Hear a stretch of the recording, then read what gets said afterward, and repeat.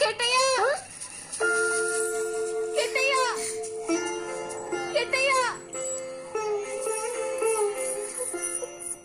ఏమైంది బాలయ్య? మరేమో మన రంగడు కాలింది మడుగులో దిగి నీళ్లు తాగేశాడు. అంతే పెద్ద కేక పెట్టాడు. చూస్తుండగానే ఇదిగో మాడి మసైపోయాడు. చచ్చిపోతాడా కిట్టయ్య?